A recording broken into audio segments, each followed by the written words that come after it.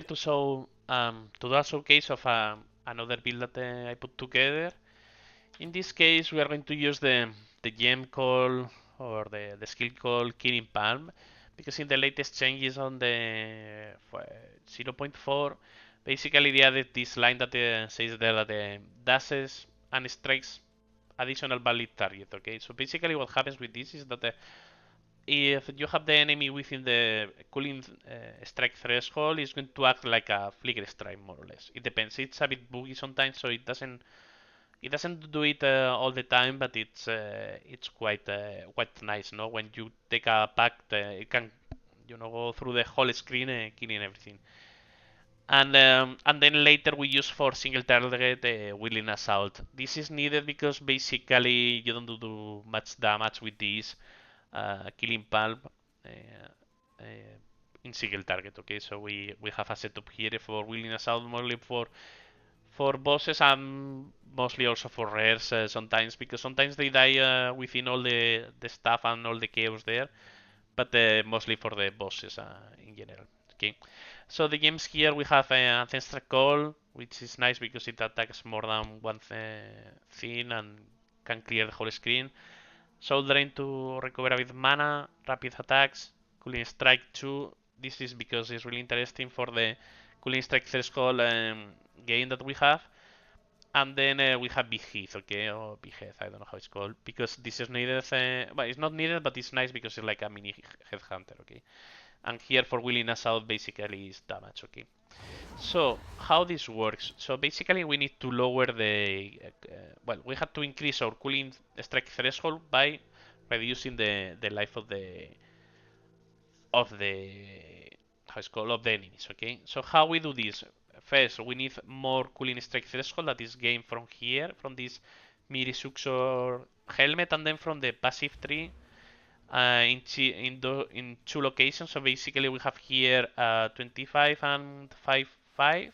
Here's 31 because I'm using a jewel here that gives increase effect to notable on the radius. So basically that's why it's 31. And the same here, okay? So this is 20, but with the gem is 24, which is needed for this, okay? We need medium because the small one doesn't fit. Okay, so the small one doesn't cover this, so we need a medium here. And then we have also this source here. Okay, basically it's 21%. It can be 20 from 20 to 25. Okay, and if you corrupt it, can be 30. I think if I'm not wrong. So basically, with this in the tree plus what we have in the helmet, we have over 184, which is what we need with the Blood Mage, okay?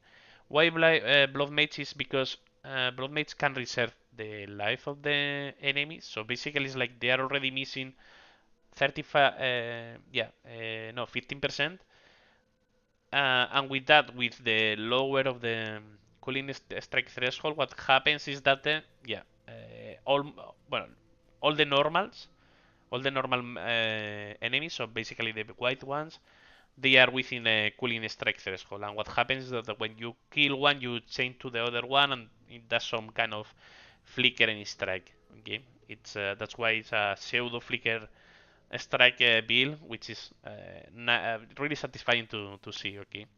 On the tree there is nothing else. Yes, there are two things here. We need to anoint this one, which is the most expensive thing in this build, because the isolation, the liquids they are really expensive.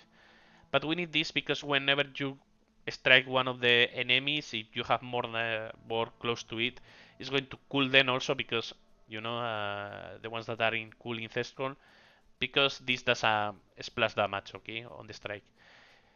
And then another few things here. Yes, also yes, because we are using Sanguine Tides, which is quite nice, but it sometimes can be a bit difficult to handle. So the way that I solved it was by using a bit of life recovery and charges here, and also here. Okay, so what it does is that at least it looks like a decent heal, because otherwise 50% less recovery is a lot, and it's quite impactful on that sense. Okay. And as for the gear, there is nothing much. So here the most expensive thing was the Tribal Fury that it cost me, I don't know, because of the issues with the temple, it was like 5 divines each of them or 4, I don't remember. So super expensive with this, which is a bit annoying, but I don't know. I tried also pathing from here to here, but it's too much. You lose a lot of things. So, and we are already pathing a lot, so it's not worth it. And then the rest of the gear is quite normal. So basically, this I crafted it with the typical method that there is everywhere there, where you take the mixed physical damage, whatever, and that's it. And then the tree, sorry, the helmet which is needed. Here I have this lata because it dropped and I'm using it because I'm doing physical, but it's not required. And that's it. And before I was using where it is. I was using the gloves, these gloves, the Thunderfist gloves. It's nice, but then for the end game it doesn't really work well because you don't have enough damage. So it's really good to level because you can go Hollow Palm and without this even is going to crack the whole thing. But when you arrive to the pinnacle bosses and the 15 tier 15 bosses with the 3 upgrades, then you don't have enough DPS. And that's it. I think I could to put a bit of footage also after, so you can see a bit how it works this thing, and like this you can see the whole thing. Thank you very much for watching, and yeah.